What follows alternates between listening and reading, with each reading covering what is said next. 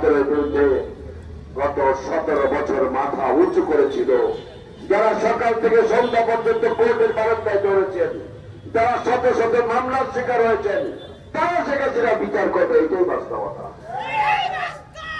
গত 17 বছর যেই দেশের মানুষ গণতন্ত্রের ঝান্ডা ধরে আমাদের মাঝে গণতন্ত্রের পতাকা ধরে গেছেন, আন্দোলন সংগ্রামকে সফল করেছেন, তারাই বুঝবেন এই দেশের মানুষের প্রকৃত চাওয়া পাওয়া কি। শেখ হাসিনা বিচার করবে তারা যারা শেখ হাসিনার অন্যায় জুলুম গুম নির্যাতনের বিরুদ্ধে গত 17 বছর মাথা উঁচু করেছিল, যারা সকাল থেকে সন্ধ্যা পর্যন্ত কোর্টের বারান্দায় চলেছেন, যারা শত শত মামলার শিকার হয়েছেন, তারা শেখ হাসিনা বিচার করবে, এটাই বাস্তবতা।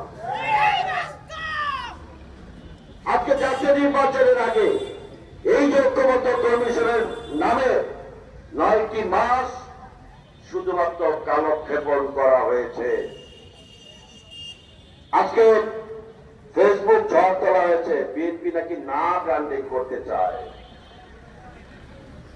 বিএনপি না ব্র্যান্ডিং করছে না, ব্র্যান্ডিং করছে।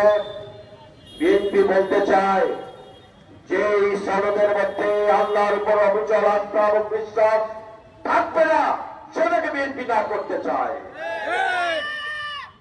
যেখানে জাতীয় নির্বাচনের আগে অন্য কোন নির্বাচন নামে বাংলাদেশের গণতন্ত্রকে হত্যা করতে চায়, বাংলাদেশের গণতন্ত্রকে নিশ্চিহ্ন করতে চায়, সেই বিষয় বিএনপির না।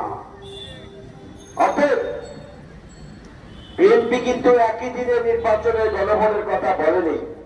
যখন মতপার্থক্য তৈরি হয়েছিল ঐক্যবদ্ধ কমিশনে, সেখানে যখন বিভিন্ন দল বিভিন্ন বক্তব্য রাখছিল, ঠিক সেই সময় এই ঐক্যবদ্ধ কমিশনের প্রধান রিয়াজ সাহেব বলেছিলেন, আমাদের কিছু এক্সপার্ট আছেন, এক্সপার্টরা বলেছেন যে গণভোট এবং জাতীয় নির্বাচন একই দিনে করার জন্য। তখন বিএনপি তার বক্তব্য থেকে সরে এসে তাদের সঙ্গে একমত পোষণ করেছেন। তার মানে বিএনপি গণভোটের পক্ষে। যেই দেশে ব্যাংকের থেকে নিজের টাকা, নিজের জমানো টাকা 5,000 10,000 টাকা ব্যাংক থেকে মানুষ উত্তোলন করতে পারে না, সেই দেশে 3 মাসের মাথায় 2টি নির্বাচন করা অবাস্তব এবং পাগলের বলা।